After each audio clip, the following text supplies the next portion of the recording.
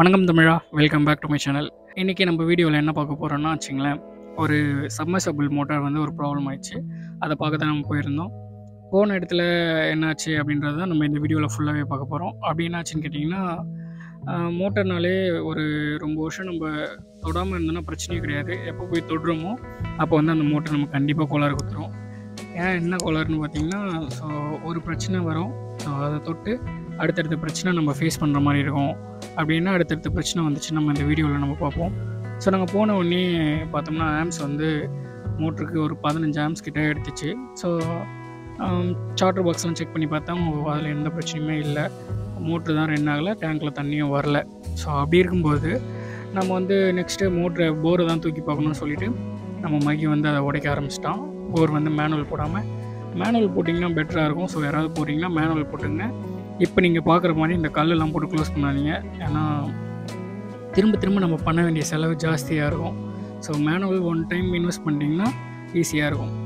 Next வந்து பார்த்திங்கன்னா நம்ம அதை உடச்சி போரை வந்து தூக்கி பார்த்தோம். ஸோ ஃபுட்டேஜ் கிடைக்கல, எடுக்க முடியல. ஏன்னா போர் வந்து மாட்டிக்கிச்சு. ஒரு 2 அடி மாட்டிகிட்டு இருக்குன்னு நினைக்கிறேன்.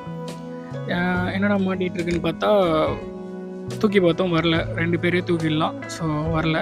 அப்புறம் 4 பேர் சேர்ந்து தூக்கணும், அப்பயும் வரல. அதுக்கப்புறம் ஒரு 5-6 பேர் சேர்ந்து ரொம்ப புஷ் பண்ணி தான் எழுதோம்.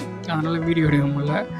ஒரு வழியாக அதை நம்ம எடுத்துகிட்டு மோட்டரை வெளியே தூக்கி வச்சுட்டு நம்ம செக் பண்ணும்போது என்னாச்சுன்னா, ஸோ மோட்டரில் நிறைய ரெஸ்ட் இருந்துச்சு. ஒரு 5 வருஷம் ஆச்சு அதை போட்டதுலேருந்து இது வரைக்குமே ஒர்க் பண்ணவே இல்லை, நடுவில் தூக்கவே இல்லை. ஸோ அதனால் நிறைய ரெஸ்ட் இருந்துச்சு. க்ளீன் பண்ணும்போதே நான் ஃபஸ்ட்டு வீடியோவில் சொல்லியிருப்பேன், மோட்டரில் வந்து எஸ்எஸ்ஸும் இருக்கும். அந்த கேஸ்டிங் வந்து ஒரு கேஸ்டிங் மாதிரி இருக்கும். அது வந்து கொட்ட ஆரம்பிச்சிது. ஸோ நாங்கள் அதை மேக்ஸிமம் முடிஞ்ச அளவுக்கு லைட்டாக க்ளீன் பண்ணோம். அதுக்கே அது வந்து பயங்கரமாக கொட்டிருச்சு. அப்புறம் நம்ம ஒன்னேகால் த்ரெட் பண்ணுற இடமும் ரொம்ப வீக்காக இருந்துச்சு. அந்த இடமும் பாதிக்கு மேலே உடஞ்சிருச்சு. என்ன பண்ணுறதுன்னு தெரியல. சரி ஓகே அப்படின்னு சொல்லிட்டு ரெடி பண்ணி அதையே நம்ம மறுபடியும் அந்த மோட்டர் நம்ம இறக்கலான்னு ட்ரை பண்ணோம். சரி ஓகே, மோட்ரு என்ன இருக்கான்னு மேலே வச்சு செக் பண்ணி பார்த்தோம். மோட்டரும் நல்லா தான் இருந்துச்சு. ஸோ ஆக்சுவலாக லைனில் கொடுக்கல, அப்படியே சுற்றி பார்த்தோம், நல்லா தான் சுற்றுச்சு. ஸோ அதுக்கப்புறம் நம்ம இம்ப்ளரையும் செக் பண்ணலான்னு சொல்லிட்டு பம்பையும் நம்ம சுற்றி பார்த்தோம், அதுவும் நல்லா தான் இருந்துச்சு. சரி ஓகே, எந்த பிரச்சனையும் இல்லை, நம்ம மோட்டரை வந்து இறக்கி பார்க்கலாம் அப்படின்னு பார்த்தோன்னா மறுபடியும் எல்லாத்தையும் ரீஅசம்பிள் பண்ணிவிட்டு நம்ம மோட்ரு இறக்கணும். ஒரு 60 ஃபீட் 70 ஃபீட் இறக்கிட்டு நம்ம மோட்ரு போட்டு பார்த்தோம். தண்ணி வந்து எடுத்துக்கிச்சு. ஸோ ஓகே, மோட்ரு நல்லா தான் இருக்குது. ஆம்ஸ் வந்து ஆனால் என்ன பிரச்சனைனா 8 ஆம்ஸ் வர வேண்டிய இடத்துல 10 ஆம்ஸ் ஓடிச்சு. சரி ஓகே, சில டைம் வந்து ரொம்ப பழைய மோட்ரு ஆகும்போது ஆம்ஸ் அதிகமாக எடுக்கிறது சகஜம்தான். ஸோ அதில் எந்த பிரச்சனையும் கிடையாது.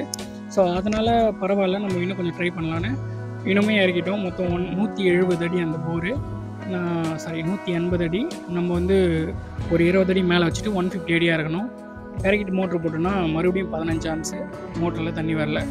என்ன ரீசன்னு பார்த்தீங்கன்னா, மோட்டரோட காயில் வந்து வீக் ஆகிட்டு பம்ப் பண்ண முடியாமல் தண்ணி மேலே வரல. ரொம்ப மோட்ரு திணறதால தான் நமக்கு ஆம்ஸ் வந்து அதிகமாக இருக்குது. ஸோ டெக்னிக்கலாக இல்லாமல் பார்த்தீங்கன்னா ரீசன் இதுதான். சரி ஓகே, நம்ம நெக்ஸ்ட் என்ன பண்ணலாம் அப்படின்னு சொல்லிட்டு யோசிச்சுட்டே இருந்தோம். சரி, மோட்டர் சர்வீஸ் தான் கொடுக்கணும். சர்வீஸ்க்கு எடுத்துகிட்டு போய் காமிச்சா அந்த கேஸ்டிங் ஐட்டம் எல்லாமே சேர்த்து ஒரு 4500 6000 வரைக்கும் ஆகும் ஃபுல் மோட்ரு ரெடி பண்ணுறதுன்னு சொல்லிட்டாங்க. திரும்ப ஸ்பாட்டுக்கு வந்ததுக்கப்புறம் தான் ஞாபகம் வந்துச்சு, கோயம்புத்தூரில் மோட்டர்லாம் ரொம்பவே சீப்பாகவே கிடைக்கும். நம்ம வேணும்னா அங்கேருந்து பை பண்ணிக்கலாம். என்ன பிரச்சனை, வாரண்ட்டி இருக்கும். ஆனால் நம்ம இங்கேருந்து ஷிஃப்டிங் செலவுலாம் ஜாஸ்தியாக இருக்கும். திரும்ப பஸ்ஸில் போடணும், திரும்ப நம்ம வாங்கணும், இந்த மாதிரி பிரச்சனைலாம் இருக்கும். ஒரு நாளில் கிடைக்காது. லோக்கலில் வாங்கினோன்னா நம்ம எதனா பிரச்சனைனா இங்கே கொடுத்துட்டு அங்கேயுமே ஒரு நாள் 2 நாள் மேக்ஸிமம் எடுத்துப்பாங்க. ஸோ அப்படி பார்த்தோம்னா சீப்பாக இருக்கிறதுக்காக, அதாவது ஒரு 3000 வரைக்கும் கம்மியாகவும் ஒரு மோட்டருக்கு லோக்கலில் நம்ம வாங்குறதுக்கும் கோயம்புத்தூரில் வாங்குறதுக்கும். ஸோ பேசிவிட்டு கோயம்புத்தூர்லேருந்து ஒரு மோட்டர் ஆர்டர் பண்ணிட்டோம். ஏன்னா அந்த மோட்டரை நம்ம 6000 கொடுத்து ரெடி பண்ணுறதுக்கு இந்த மோட்டரோட ப்ரைஸ் வந்து பார்த்திங்கன்னா அரௌண்ட் 10,000லேயே நம்ம இந்த மோட்டரை வாங்கிட்டோம். ஸோ மேலே 4000 மோட்டரும், அந்த மோட்டருமே கோயம்புத்தூர் மோட்டர் தான். ஸோ அதனால் அவங்களுக்கு ஒன்றும் பெரிய பிரச்சனை கிடையாது. அவங்களும் அப்போ கோயம்புத்தூர்லேருந்து தான் வாங்கியிருந்தாங்களாம். ஸோ ஒரு புது மோட்டர் வாங்கிட்டோம். அந்த மோட்ரு வந்து ரெடி பண்ண முடியாதுன்னு சொன்னதால் புது மோட்டரே வாங்கி நம்ம ஃபிக்ஸ் பண்ணிட்டோம். ஸோ நம்ம அதை போட்டுட்டு மறுபடியும் ஒரு 2-3 மாதத்துலேயே பிரச்சனை வந்துடும். அதனால நம்ம அதை போடல. இந்த புது மோட்டர் எப்படி இன்ஸ்டால் பண்ணுன்றதை அப்படியே பாருங்கள்.